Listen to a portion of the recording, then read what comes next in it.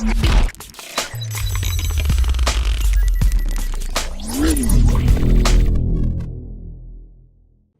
guys, how it going? This is the Spark. We're back here in another build guide. I'm here today in the Alliance Crusader. A little bit of backstory about the ship. I've heard a lot of flack about it, and I'm usually the kind of person that wants to take that flack and try to take it with a grain of salt. And I usually like ships that are under par or that get a lot of shit talking. So I decided to pick up the Crusader. I'm usually not a fan of any other ships that isn't Falcon de Lacy, but I kind of like this one. One, because of the SFL, or Ship Launch Fighter, whatever you want to call it, and also the fact that, well, it really doesn't seem much different between the other ships. It falls in line in between armor-wise, between the Chieftain and Challenger, but it's only like 200 less than the Challenger, so take it with that. This does have a hardness of 65, and I will go over the stats of all the armor here once I get to it, but I kind of want to go over some behind-the-scenes stuff. The shields on this ship are kind of weird. I've gotten mine down to 35 seconds recovery and recharge with 3 pips the system, 4 pips if you want to have optimal strength. Right now I'm currently using frags, so you can use this as a DACA ship, like the Challenger is famous for, apparently. Also, please tell me down below if you want to see me do a Challenger video, and I will try to do it, if you guys want me to. But yes, let's dig into this a little bit deeper and see what we can do. This is a work in progress ship, guys. The reason why is I'm still trying to find what just works well with this ship. This is a bit of a quirky ship, but if you want a cheap entry PvP or PvE ship, this would be the ship for you. So yeah, right now I'm currently using frag cannons. I use one large... I use gimbaled frags, one to fight against missiles and flak cannons. Overall, they're just good for DPS.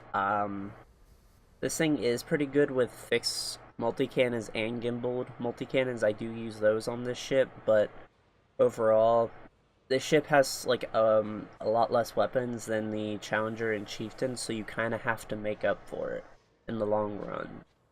You do get that ship launch fighter, but even that isn't quite enough, so you kind of still have to push as much as possible. So what I did is I have Overcharge 5 with screen showing to increase the reload, because this is a very long reloading gun. My 2 mediums are the same, and they are overcharged with oversize, because I want to be able to push the damage even more out of this ship.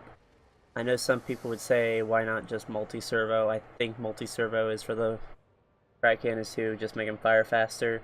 I just think over time, you just need more damage than DPS, because there's already a crap ton of DPS with these types of weapons. And you're going to have to be fighting shield tank FDLs and other things like that. So far, I haven't fought many of those yet in this ship. As I said, this is still a work in progress, so subject to change. But this is what I have so far, and this is what I have concluded. Now for my smalls, I have one set to corrosive with overcharge 5, because you want to be able to get their hull down. Sucks that you do lose ammo, so take that. I should probably set one of these to drag instead of oversize, but as I said, I want to be able to push as much damage out of this as possible, so I went with overcharge and oversize for these 2 frags here. So yeah. Utility mounts, you can take one of these off, guys, and put a chaff launcher on. I just go with all this because most people I fight use fixed. You might have to take it with a grain of salt. You're only going to lose about 2 to 3% of resistances and about, I think, 20 megajoules of shields if you take one off. so not bad. That is what sucks about the Crusader, though. It does have the worst shields out of all three of them, but it does have the fastest recharge. So it's number crunching for this ship. Like, this was like a hard ship to build. It took me like 2 weeks to get this right. But I do like it though, because after all that hard work, it does work. So yeah. Yeah, I also put resistant augmented and force block on all of these to counterbalance the bi-weave shield on them, which we will go over.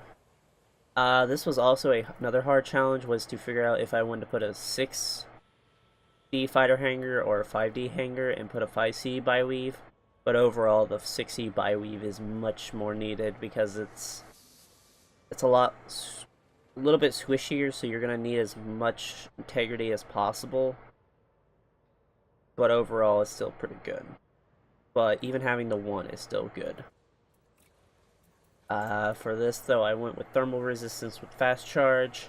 I don't have a problem out of fast charge with my distributor. I know some people are like, why not use low draw? I just find fast charge just to be slightly better. It makes the recharging a lot better on this, and it doesn't really hurt my distributor that much, if hardly at all. But yeah, you can put whatever you want on it, but I do recommend this.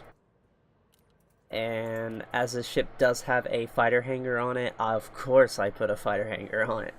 I put a 5D hangar because that's all I could really fit on this, which kinda sucks. I really do wish this was a 6, but can't have everything in the world. Maybe FDev will buff it in the future. I don't know. I really hope so, because I haven't seen anyone post anything good about this ship yet. And it's really good, actually, in my opinion. It gets you in there if you want to play with some friends and crew and go at it, which I will go into deeper. This ship does come with an extra crew member slot, so that means you do get an extra pip, unlike the other Alliance ships. So do take that in mind. For this ship, though, I am using reactive armor with heavy-duty deep plating, and you have to counter this out with a thermal resistant hull with deep plating to counterbalance the resistances a little bit. And yeah, for my other hull reinforcement packages, though, they are just heavy-duty with deep plating, and they're all like that.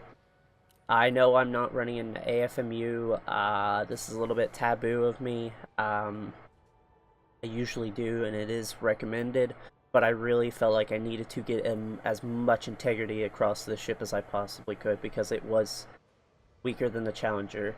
The Challenger is the big competitor for this ship. This ship basically moves the same, in my opinion, as every other, as all of them too. Because I fought them and we basically tango in the same pattern. So, take that with a grain of salt. And yeah, that's about it for this, for the optionals. If I forget to cover anything, guys, please tell me and I will answer them in the comments. Now let's go to the cores. As I said it before, I do have reactive armor with heavy-duty deep plating. And yeah. This ship is a little toasty, so I do have Armored Power Plant 5 with thermal spread, just for when I want a DACA. Can't go wrong with DACA, in my opinion. But, yeah. Pretty nice. I think if I want to do DACA on one of these Alliance ships, I'm going to do it on the Challenger.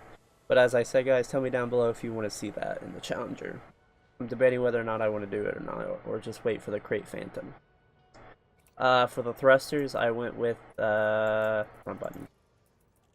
With dirty drive tuning with drag drives. This ship just maneuvers. It is not bad. Like, whatever people have been saying about this ship is a lie. It is a little bit worse than the Challenger, yes.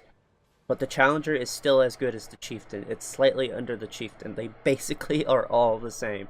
And especially if you use this FA off, it's basically using FA off with having it on already. It's ridiculously good.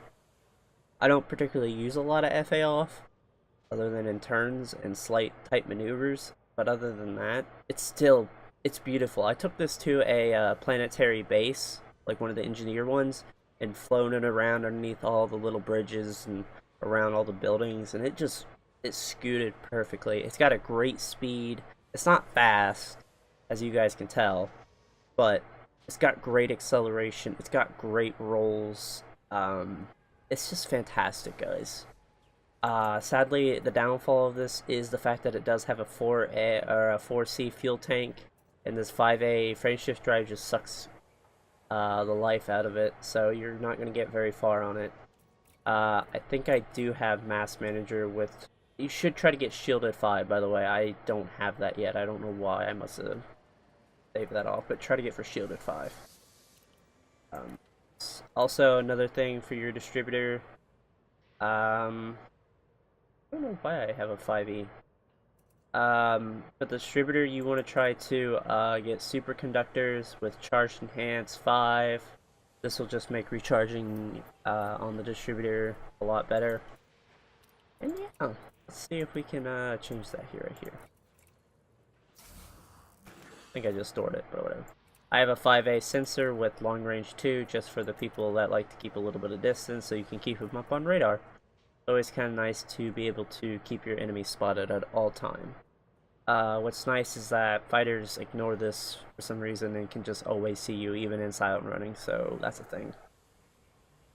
But yeah, as I said, guys, my overall opinion for this ship is fantastic. I don't really know why that's that color in the spot. Just noticed that. But yes, also for the fighter, it's up to you. I'll use Taipans personally because I really like them because they're tougher. But that's just me. As far as... I really can't say for personal use for Thargoid use, as this ship was intended for. I think the crate is still a better option. So yeah. I'll probably get a little bit of flack for making this video and talking good about the Crusader, but I really don't care. I like the underperforming ships and being the underdog. I think it's great.